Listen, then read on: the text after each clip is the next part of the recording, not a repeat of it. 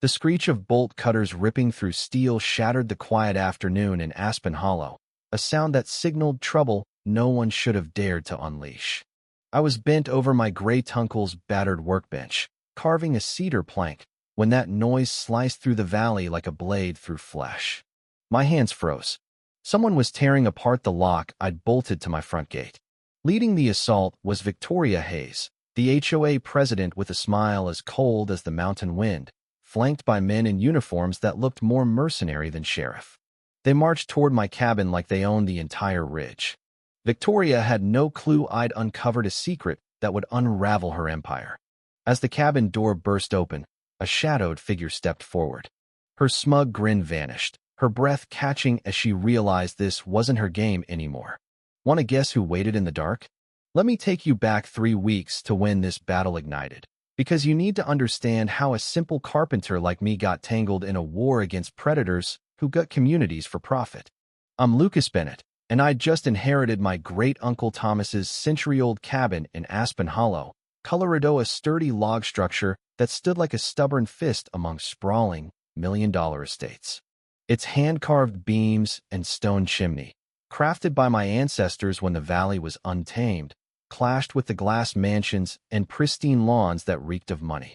2 weeks in, I stumbled onto something that changed everything. While prying up a loose floorboard, I heard a hollow thud. After some effort, I uncovered a hidden panel and a ladder descending into a basement I didn't know existed. It wasn't just a crawl space, it was a surveillance command center. Monitors lined the walls, linked to cameras watching every key spot in Aspen Hollow. Roads, gates, even the community pavilion.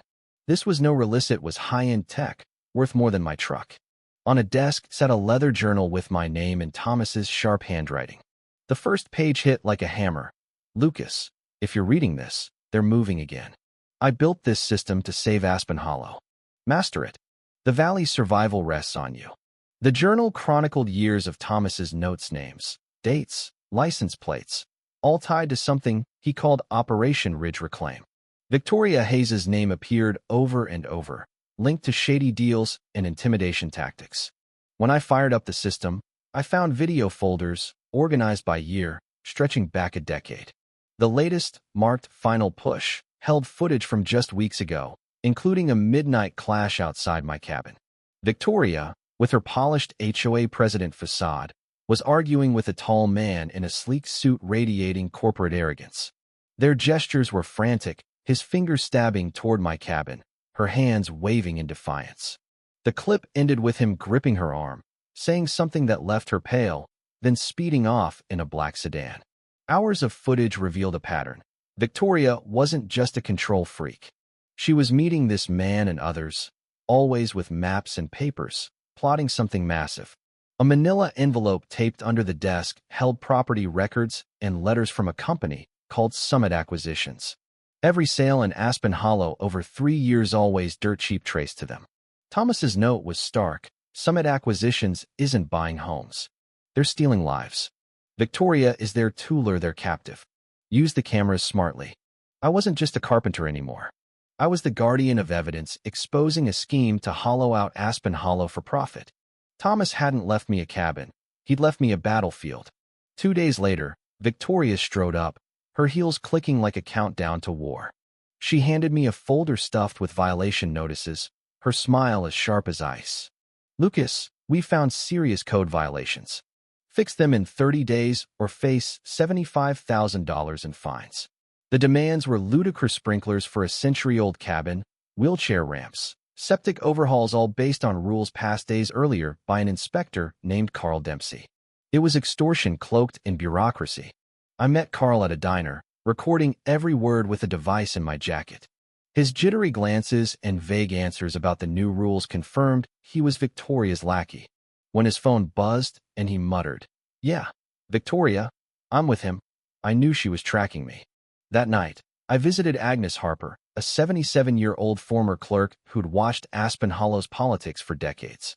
Over coffee, she laid it bare. Victoria's done this before. For families, the Coopers, the Chins, the Morgans, the old couple on Pine's Old Low, to escape her legal traps.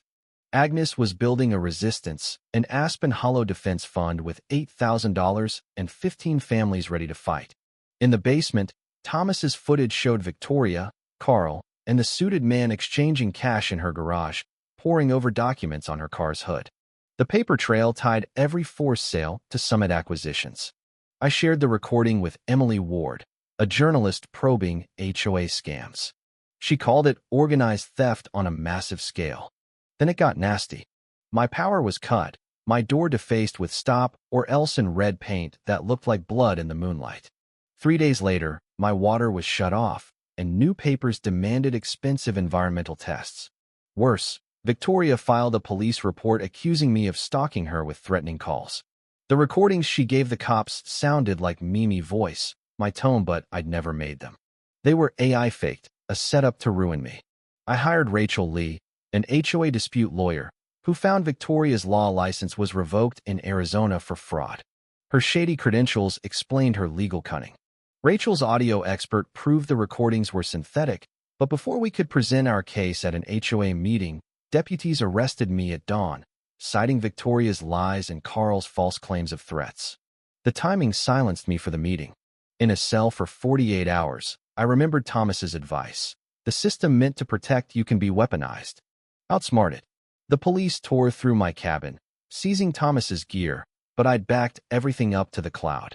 Agnes's door-to-door campaign with property records was stirring the community. Neighbors split, 30% backed me, 40% bought Victoria's story, 30% stayed out of it. The betrayal hurt worse than the arrest. Friends like the Nelsons, who'd grilled burgers with me, now dodged my eyes. Victoria had painted me as a crazed loner, twisting truth into a convincing lie. Then I found Thomas's tunnel system Prohibition-era passages under old homes, rigged with cameras. From beneath Victoria's house, I heard her sobbing to a man named Richard Langston. "Please, Richard, give me more time. Lucas is tougher than his uncle, and people are asking questions." Langston's voice was cold. "You owe me $3.5 million, Victoria. Aspen Hollow pays that debt, or you lose it all." Emily's research pegged Langston as Summit Acquisition CEO, running Operation Ridge Reclaim, to turn 50 mountain towns into a billion-dollar resort network. Victoria's gambling debts made her his puppet. Worst of all, Langston hinted he'd dealt with Thomas, confirming my uncle's heart attack was murder. Langston called me, offering $500,000 to sell and vanish. I hung up, smelling his fear. He knew about the cameras, but not the cloud backups or Emily's FBI contacts.